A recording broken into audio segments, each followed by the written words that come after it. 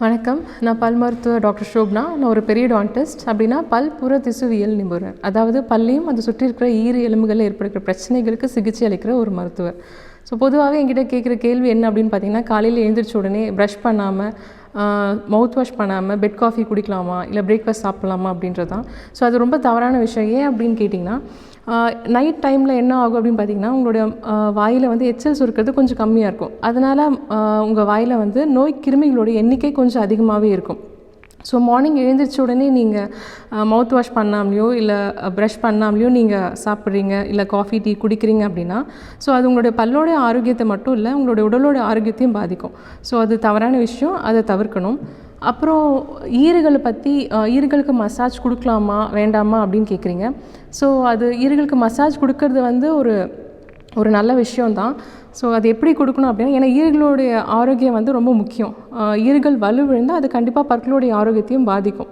So இந்த ஈறுகள் தான் வந்து பற்களை வந்து அதனுடைய வேரையும் அதனுடைய எலும்பையும் மூடி மறைச்சி பாதுகாக்கிறதுக்கு அப்படி கூட சொல்லலாம். ஸோ மெக்கானிக்கல் மற்றும் மைக்ரோபியல் அப்புறம் கெமிக்கல் அட்டாக்லேருந்து இந்த ஈறுகள் தான் பாதுகாக்குது. ஸோ ஈறுகள் வலுவிழுந்தால் அது பற்களுடைய ஆரோக்கியத்தை கண்டிப்பாக பாதிக்கும். ஈறுகளுக்கு மசாஜ் கொடுக்கறது சரியான விஷயந்தான். ஸோ பொதுவாகவே நீங்கள் ப்ரஷ் பண்ணும்போது அது உங்கள் கம்ஸ்க்கு வந்து ஒரு மசாஜ் கொடுத்த எஃபெக்டை கொடுக்கும். ஆனால் அது ஒரு 0.5 mm அளவுக்கு தான் இருக்கும். ஸோ தனிப்பட்ட முறையில் நீங்கள் உங்களுடைய ஆள்காட்டி விரலில், ஸோ உங்களுடைய இண்டெக்ஸ் ஃபிங்கரில் நீங்கள் ஒரு சர்க்குலர் மோஷனில் ஒரு மைல்ட் ஜென்டில் ப்ரெஷர் கொடுத்து நீங்கள் மசாஜ் கொடுக்கும்போது ஃபஸ்ட்டு வந்து அது ரத்த ஓட்டத்தை அதிகரிக்கும். ஸோ ரத்த ஓட்டத்தை அதிகரிக்கிறது மட்டும் இல்லை, ஆக்சிஜன் சப்ளையும் இன்க்ரீஸ் பண்ணும். ஸோ ஆக்சிஜன் சப்ளை இன்க்ரீஸ் ஆகுது அப்படின்னா ஆட்டோமேட்டிக்காக அது ஒரு நரிஷ்மெண்ட்டான ஒரு புத்துணர்ச்சியான ஒரு சூழ்நிலையை உருவாக்கி கொடுக்குது. அது மட்டும் இல்லாமல் ஈறுகளுக்கும் பற்களுக்கும் நடுவில் போய் சேர்கிற அழுக்கம் வந்து அது தடுக்குது அப்படின்னு கூட சொல்லலாம். ஸோ மூன்றாவது முக்கியமான விஷயம் அப்படின்னா என்னன்னு கேட்டிங்கன்னா, கெரட்டின் அப்படின்ற ஒரு ப்ரோட்டீனை வந்து ஈறுகளுக்கு மசாஜ் கொடுக்கறதுனால அது வந்து அதிகரிக்கும்.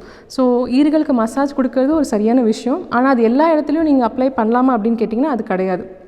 ஸோ சப்போஸ் உங்களுக்கு ஏதாவது ஈறு நோய்க்குறி ஏதாவது அறிகுறி இருக்குது அப்படின்னா, ஃபார் எக்ஸாம்பிள் ஈரில் ரத்தம் கசியிறது, இல்லை ஈறுகளில் வீக்கம் வர்றது, இல்லை ஈறுகளில் வந்து தேய்மானம் இருக்கிறது, அப்படி இருக்கும்போது மசாஜ் கொடுக்குறீங்க அப்படின்னா அது வந்து உங்களுக்கு எஃபெக்டிவாக இருக்காது. ஸோ அந்த நேரத்தில் நீங்கள் என்ன பண்ணணும்னா, உங்களோட அருகாமையில் இருக்கிற ஒரு பல் மருத்துவரை நீங்கள் சந்தித்து என்ன ப்ராப்ளம் அப்படின்றத கண்டுபிடிக்கணும். ஸோ ஈறுகளில் ரத்தம் கசியுது அப்படின்னா அது விட்டமின் சி குறைபாடுனால கூட இருக்கலாம். ஸோ அதுக்கான காரணம் என்ன அப்படின்னு கண்டுபிடிச்சி அதுக்கான வைத்தியத்தை பண்ணால் தான் ஈறுகள் ஆரோக்கியமாக வச்சுக்க முடியும்.